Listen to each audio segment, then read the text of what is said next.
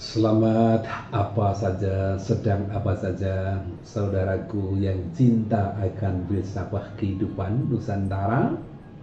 Kita lanjut pada kali ini. Kita akan belajar bersama mengambil makna dari tulisan para leluhur, wacana para pendahulu kita, terutama di Nusantara ini. Masih bagaimana perilaku Sang Bima Suci, ya. Mengapa Bima Suci berguru kepada Sang Durna? Atau pula tak ada kehidupan di dunia ini tanpa dengan guru.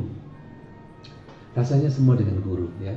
Bagaimana kita mencangkul pada saat kita menemukan guru sejati, bagaimana Qabil Abil, ya, putra Adam dan Hawa itu, setelah dia bertengkar, dia bergulat, dia bertinju, dia bertengkar, ya. Kemudian salah satu adalah meninggal.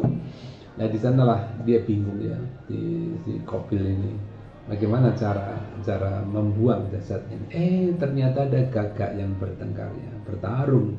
Kemudian satunya mati dan akhirnya si gagak ini kok membuat lubang dan garuk tanah, kemudian rival lawannya tadi meninggal, dimasukkan lubang, dihurupi lagi di situ ada ini. Ada pula dari filsafat pohon pisang. Ternyata pohon pisang itu dari bawah debok sampai atas daun sampai ke kembangnya sampai ke ininya semua bermanfaat. Bagaimana orang bisa menciptakan kapal terbang? Ternyata di sana ada burung. Sebegitu indah burung yang melesat, kemudian menukik atas lagi dengan setir sayap dan ekornya. Sayap dan ekornya dia akan mengembangkan begini. Masya Allah. Akhirnya terciptalah kapal terbang. Juga kapal laut, ya, torpedo, amfibi dan sebagainya. Nah, dari situlah manusia dibekali oleh Yang Maha Kuasa untuk belajar dari alam. Apakah itu guru sejati? Tentu saja siapa yang menggerakkan pada diri kita, kok iso ngono, ya, kok iso ngono. Awake dhewe roh gula itu jelas legi, lapo dicampur dengan kopi yang pahit. Akhirnya pahitnya hilang, leginya juga hilang. Jadilah rasa baru. Nah, ini semua inovasi terus inovasi. Ya. Siapa yang menggetarkan, yang menggerakkan itu? Tentu ada. Mungkin itu disebut dengan guru sejati. Mungkin juga itu karena hidayah ilahi, ya. Karena qalbun mukmin itu tadi, kalau artinya resik, di situ bersemayam hal-hal yang menakjubkan. Nah, Bima kalau ini dalam pedalangan, ya, dalam pedalangan telah dijadikan model sebagai manusia teladan, manusia pilihan, bahkan menjadi tolok ukur baik dari para moralis, prajurit maupun bagi para mistikus. Apabila orang ingin mengecek apakah perjalanan hidup dan ilmunya itu sudah sampai pada ujung pengetahuan atau belum, hendaknya orang memakai Bima sebagai ukuran. Kalau kebaktiannya belum sama dengan kebaktian Bima, janganlah tergesa-gesa mengaku dapat sesuatu, atau ojo kesusu muluk yen durung melok, ojo kesusu besus yen durung pecus. Nah, itu, ya.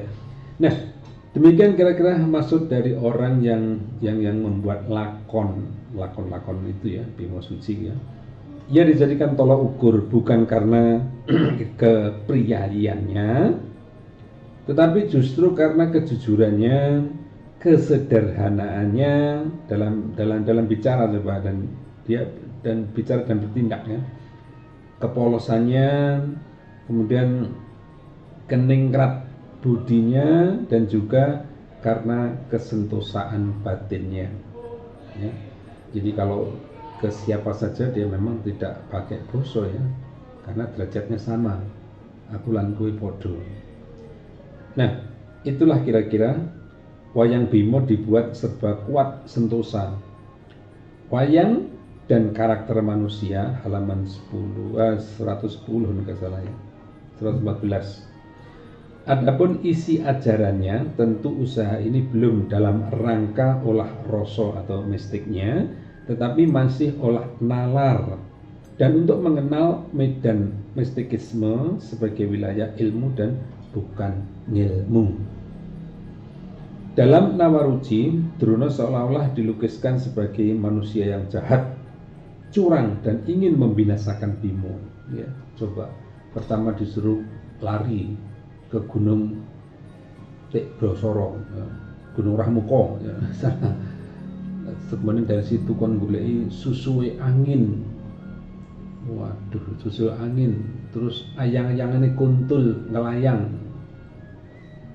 Wah, susah sekali. Akhirnya ada di tengah-tengah samudra. Baru ketemu, oh ini samudra Minangkalbu, ning atimu dhewe lho malah. Ya itulah sekarang kan ingin ngelolopno Bimo ben mati kan gitu ya. Nah, namun bagi para dalang yang gaya Jawa Tengah atau Solo, terutama yang sudah dalang tua itu, yaitu dalang yang tahu ngilmu kang nyoto, terutama Ki Dalang waktu itu Raden Ngabei Wiknyo Sutarno. Drona telah diolah menjadi seorang guru yang qualified. Betapa tidak? Karena ia sudah mungkur, sudah menyingkiri nafsu-nafsu angkara dan nafsu-nafsu jahatnya. Coba perhatikan wayang Durna. Tangan depannya, tangan kiri yang diikat dan bukan tangan belakang seperti Abiyasa. Ya. Jadi yang diikat dengan badan yang tidak bisa digerakkan dalam gambaran wayang itu adalah wayang depannya, ya wayang depan, ya, diikat. Mengapa? Ya karena Drona termasuk wayang kiri, sedang wayang Abiyasa adalah wayang sebelah kanan. Ya. Sudah diikat seperti itu, melambangkan bahwa apalagi dia yang diikat itu membawa tasbih, gitu ya, tasbih. Nah, pada umumnya menurut perjanjian pedalangan, wayang kanan itu tangan depan adalah tangan kanan, sedangkan tangan belakang adalah tangan kiri. Sedang wayang kiri adalah kebalikannya. Nah sekarang coba persilahkan berdiri menghadap ke timur misalnya, di mana dada menghadap ke selatan seolah-olah menjadi wayang kiri. Dan apabila dilihat dari jurusan selatan maka tangan kiri Anda akan berada di depan dan tangan kanan di belakang. Jadi wayang kiri dianggap tangan kanannya adalah yang bagian belakang kan itu ya. Nah, kemudian tangan kiri adalah tangan yang di depan. Karena itulah maka tangan Drona diikat yang depan.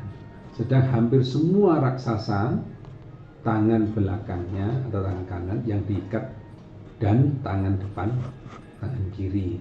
Itu bagi yang jahat-jahat, itulah jahatnya yang dilepas ya. Artinya tangan kiri diikat itu jahatnya yang dilepas.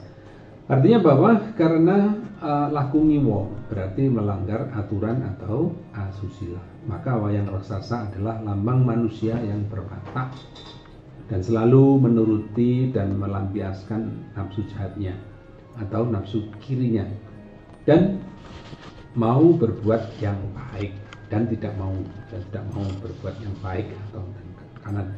Nah, gigi raksasa dibuat rangah besar, tajam dan seram.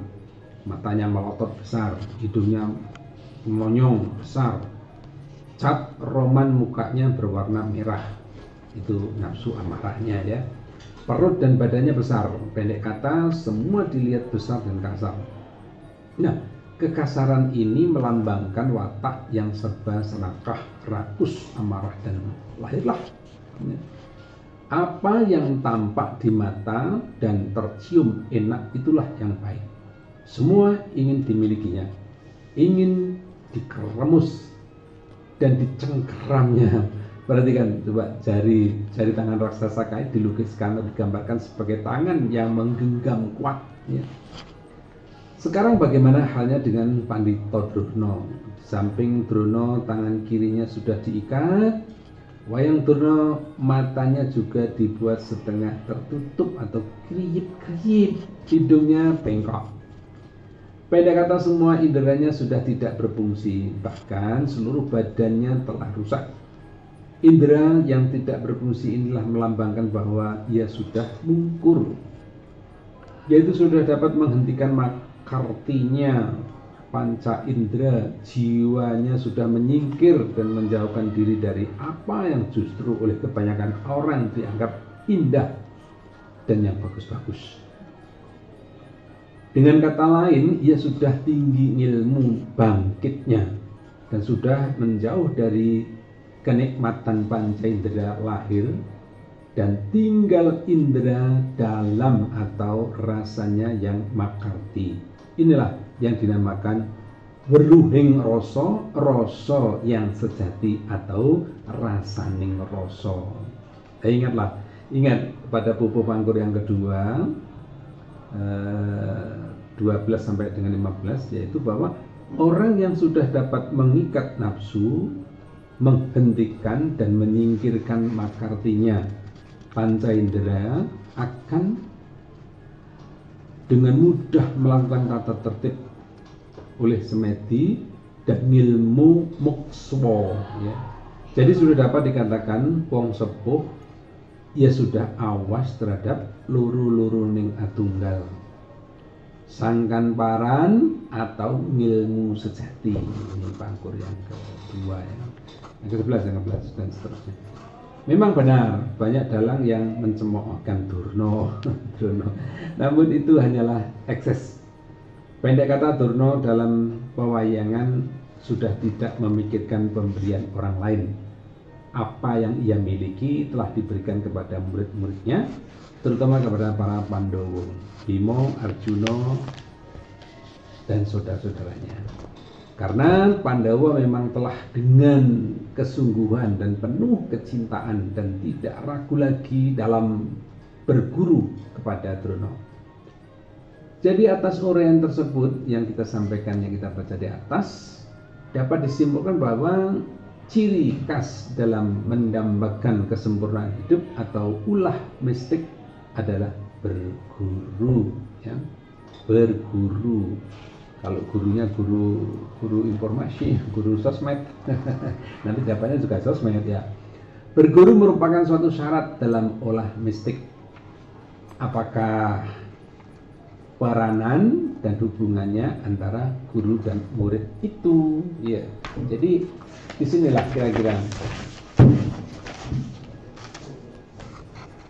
bahwa kehidupan itu tidak lepas dari guru alternatif atau guru sejati.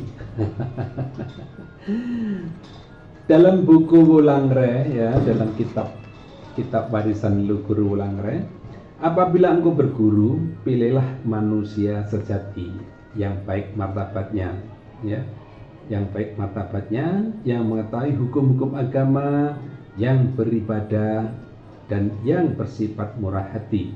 Syukurlah kalau menemukan seorang pertapa, ya, orang yang sudah mungkul dan mungkur, yaitu orang yang sudah saleh dan tidak mengharapkan pemberian orang lain, tan mikir pawehing liya.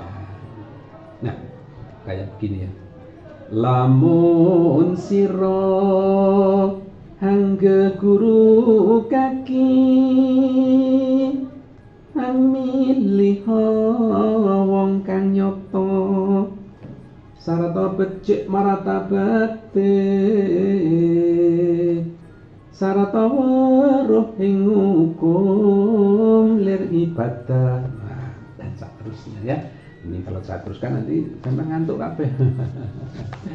Lir ibadah sarta mirangi tan milik pawehing liyan. Ana tuntutan kon terusno. Iku pantes sira guranana kaki sarataning kawruh ana. Ini dalam tembang ya, tembang aslinya seperti itu. Maka engkau harus menghormati, patuh, taat, dan pasrah total kepada guru. Engkau, atau karena dialah yang memberi petunjuk jalan dalam usahamu mendapat ilmu dan menemukan diri pribadimu. Dialah yang menjadikan engkau manusia utuh dan sejati. Engkau jangan sekali-kali mengkhianati guru. Jangan sekali-kali mengkhianati guru, baik dalam perbuatan maupun perkataan. Apabila engkau mendurhakai gurumu, engkau akan kena laknat dan berdosa. Wong durhaka ing guru abot sayekti mila den prayitna. Nah itu ya. Karena itu bergurulah dengan waspada dan sungguh-sungguh. Siang dan malam janganlah sampai berkurang cinta kasihmu. Yo nganti sudo seh iro. Ini dalam Mas Kumambang ya, bait ke-18. Syarat-syarat yang dituntut oleh Wulangreh tersebut di atas semuanya telah dipenuhi dan dilaksanakan oleh siswa Bimo dan Guru Drona. Nah, Bimo sebagai murid tidak setengah-setengah dalam mencari ilmu ya, dan mendambakan kesempurnaan hidup. Ia berguru dengan sungguh-sungguh, tidak mengkhianati guru, patuh dan pasrah total kepada Guru Drona. Jiwa raganya ia serahkan kepada Drona. Apa kata Drona, pasti ia laksanakan dengan penuh kesentosaan hati. Ia menganggap guru adalah penampakan yang ilahi. Bima yakin bahwa ilmu itu hanya dapat terlaksana apabila disertai dengan laku atau tirakat atau tarekat ya. Dan dengan kesentosaan batin tentunya. Pendek kata, laku dalam mencari ilmu untuk kesempurnaan hidup itu harus berguru. Betapa tidak? Karena seperti kita ketahui bahwa dewa tertinggi dalam pewayangan bernama Bathara Guru. Guru adalah Siwa, Brahma dan Wisnu sendiri yang pada hakikatnya adalah tunggal, asal dan akhir dari segala sesuatu, dan ialah guru sejati. Simbolik ini merupakan pernyataan dari wayanganisme bahwa tak ada satupun manusia di dunia ini yang dapat menjadi orang tua. Tua bukan berarti banyak umur, tanpa berhubungan dan dijamah oleh guru. Manusia lahir di dunia fana ini benar-benar masih mentah, masih lemah, karena ia perlu dibangun, perlu digarap, dan perlu dibidik. Dan disitulah tugas guru untuk menyempurnakan dan membuat manusia menjadi matang. Manusia dapat berjalan setelah belajar berjalan, dapat berbicara setelah belajar berbicara. Pendek kata, manusia dapat menjadi wong tuwa, jelas memerlukan guru. Bahkan kata suami dalam bahasa daerah disebut guru laki atau guru laku. Jadi kedudukan dan fungsi suami adalah sebagai bapak, pemimpin, dan guru dari keluarga, itu ya. Dan juga menurut JB Banawitana telah menulis buku waktu itu ya, sedang pengikut-pengikutnya dikatakan juga sebagai murid-muridnya. Halaman 24 beliau katakan, dalam agama Buddha guru dipandang sebagai Buddha. Dengan demikian siswa harus berbakti kepadanya. Kekuatan adalah bunga dari kemuliaan. Dengan kata lain, kalau manusia akan berusaha mencapai kemuliaan, kebahagiaan, kelepasan, kemukswaan, dan kesempurnaan, perlu menempuh jalan keutamaan. Dan untuk itu perlu dibimbing guru. Jadi peranan guru baik dalam paguron maupun dalam kehidupan adalah serba ganda. Yaitu satu, guru merupakan orang yang menyampaikan petunjuk jalan kehidupan, petunjuk jalan kemuliaan dan jalan mencapai kebahagiaan serta keutamaan dalam menuju kesempurnaan dan kelepasan. Nah, yang kedua, tentu saja guru mempunyai predikat sebagai pengajar, pewarta, pendidik, petunjuk jalan, penuntun, pelindung, pengayom, penolong, pemimpin, ayah, dan sebagainya. Yang ketiga, guru memiliki keunggulan ilmu dan ngelmu sehingga mempunyai kuasa karismatik, maka guru juga disebut sebagai bapak atau popo tanpa kaya. Ada Rama juga panggilannya. Bahkan guru adalah ilahi yang nampak Gusti ingkang mangijo wantah. Namun demikian Drono pada khususnya maupun guru pada umumnya hanya adalah guru lahir. Ia hanya menunjukkan jalan dan arah. Ia tidak menyelesaikan kemanusiaan secara utuh dari manusia. Dan manusia atau sang murid itu sendirilah yang harus menyelesaikan dan menentukan dan menemukan dirinya sendiri. Karena itu harus masih diketemukan guru sejati. Nah, untuk itu ikutilah cerita Dewa Ruci berikutnya. Nanti seri berikutnya kita akan mengatakan mengapa harus mencari air kehidupan itu. Sahabat-sahabat, mungkin kayaknya sudah lelah ya, baik malam maupun siang dari aktivitas kita. Ya, sambil mendengarkan, sambil ngerungokno, sambil panyaruwe, sambil menikmati suasana dimanapun Anda berada, tanpa pula kita berharap semoga ada guna manfaatnya. Kadesa santi kola jalahak wasakula batil surotiro jiro ningrat lebur dining pangastuti. Wassalam.